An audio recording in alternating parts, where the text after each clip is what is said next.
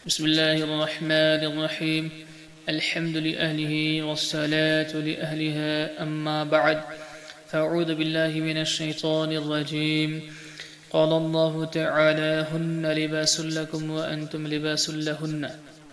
محترم سامعین، خوشگوار زندگی گزارنے کے لیے، پرسکون پرچین زندگی گزارنے کے لیے کچھ راز ہیں، کچھ مطالبات ہیں. جیسے ہم نے عرض کیا تھا کہ انہی میں سے عورت کی ضروریات، اور عورت کی بنیادی 3 ضرورتیں ہیں. پہلے عرض کیا گیا تھا کہ عورت کی پہلی ضرورت ہے تحفظ، پروٹیکشن. آج کا موضوع کہ عورت کی دوسری ضرورت کیا ہے. عورت کی دوسری ضرورت ہے توجہ، جس کو اٹینشن کہا جاتا ہے.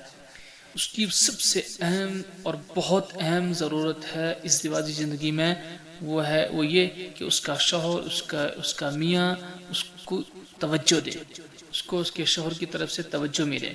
یعنی خاوند اپنی بیوی کو وقت دے، اس کے ساتھ وقت گزارے، اس کی ضروریات کو محسوس کرے، اس کا حال احوال پوچھے. یہ نہیں کہ خاوند دفتر کے کاموں میں یا دیگر مصروفیات میں تو مصروف ہے اور بیوی گھر میں بیمار ہے، کئی دن اس کی طبیعت پوچھنے کی فرصت نہ ہو، اس کو ڈاکٹر کے پاس لے جانے کی فرصت نہ ہو. جب عورت یہ محسوس کرے کہ میرا خاوند تو مجھ پر توجہ نہیں دیتا اور میری کسی ضرورت کا خیال نہیں رکھتا، تو وہ عورت کبھی بھی پرسکون زندگی نہیں گزار سکتی. جب عورت کی زندگی پرسکون نہیں ہوگی، شوہر کی زندگی پرسکون نہیں ہو سکتی. لہذا خاوند کی ذمہ داریوں میں یہ ہے کہ وہ اپنی بیوی کو توجہ دے، اس کو بھرپور اٹینشن دے. اٹینشن کا مطلب یہ نہیں کہ گھر آ کر وقت تو گزار لیا مگر سارا وقت لڑتے جھگڑتے ہی گزارا. اسے اٹینشن نہیں کہتے، بلکہ اس کو ٹینشن کہتے ہیں. ٹینشن نہیں دینا بلکہ اٹینشن دینا، یہ تو الٹا دوسرے کو بے سکون کر دینا ہوا. اٹینشن سے مراد یہ ہے کہ دوسرے کو توجہ ملے، اس کو پورا اطمینان ملے، اس کو پوری طرح سیٹسفیکشن ملے، ہر طرح کی سیٹسفیکشن، ہر طرح کا اطمینان ملے.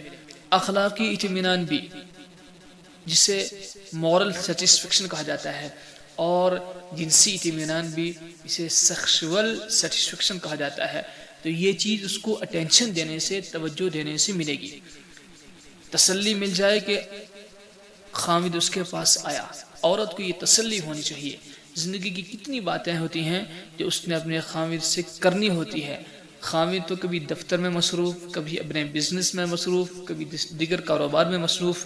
وہاں سے جب واپس آتا ہے تو بیوی بیچاری نے اتنی باتیں ہوتی ہیں جو خاوند کے ساتھ شیئر کرنی ہوتی ہیں. بہت ساری ایسی باتیں ہوتی ہیں جو سوائے شوہر کے کسی اور کے ساتھ وہ شیئر نہیں کر سکتی. اللہ رب العزت نے یہ تعلق، یہ رشتہ بنایا ہی اس لیے کہ بہت ساری باتیں ایسی ہوتی ہیں جو زوجین ایک دوسرے ہی سے شیئر کر سکتے ہیں. اب یہ میاں اگر کھانا کھا کے سو جائے اور بیوی سے بات بھی نہ کرے تو پھر اس کو مورل سپورٹ کہاں سے ملے گا، اس کو اخلاقی مدد کہاں سے ملے گی. تو گویا یہ مورل سپورٹ بھی خاوند نے اس کو فراہم کرنی چاہیے. اس کو شیئر کرنے کا موقع ملنا چاہیے، اس کو بات چیت کرنے کا موقع ملنا چاہیے، اپنے دل کا دکھ اور سکھ بتانے کا موقع ملنا چاہیے. وہ اپنی ہر ضرورت پر اپنے میاں کے ساتھ تبادلہ خیال کر سکے. اس کو کہتے ہیں کہ خاوند کی اٹینشن مل جانا.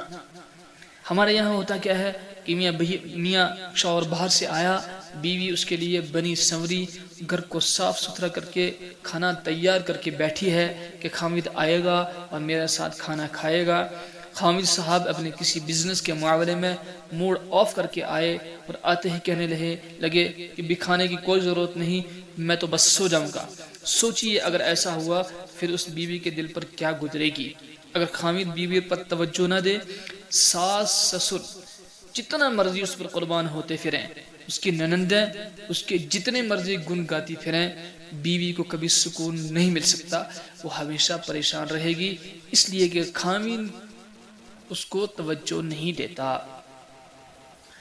کئی مرتبہ دیکھا گیا کہ زوجین اپنے ہی رشتہ داروں میں کہیں گئے، اپنی ہی رشتہ داریاں ہوتی ہیں، بیوی اپنی کسی خالہ کے، کسی ماموں کے یا دیگر رشتہ دار کے گھر جائے، سب لوگ اس کے ساتھ اچھے ہوتے ہیں، مگر اس کا میاں کسی بری عادت میں گرفتار ہے، ہوش کا بھی پتہ نہیں، پیلے پلانے کے چکر میں پڑا رہتا ہے، ایسی عورت کو کبھی سکون مل نہیں سکتا، اس لیے کہ جس کی خاطر وہ سب کچھ چھوڑ کر آئی اب وہی اس کو توجہ نہیں دے پاتا تو پھر اسے سکون کیسے مل سکتا؟ تو یہ اس کی شرعی ضرورت ہے، اس کی ڈیمانڈ ہے، اس کا حق ہے، اور یہ خامد کی ذمہ داری ہے کہ اپنی بیوی کو بھرپور توجہ دے تاکہ وہ اپنے دل کا دکھ اور سکھ اس کے ساتھ کر سکے، اپنا وقت اس کے ساتھ گزار سکے۔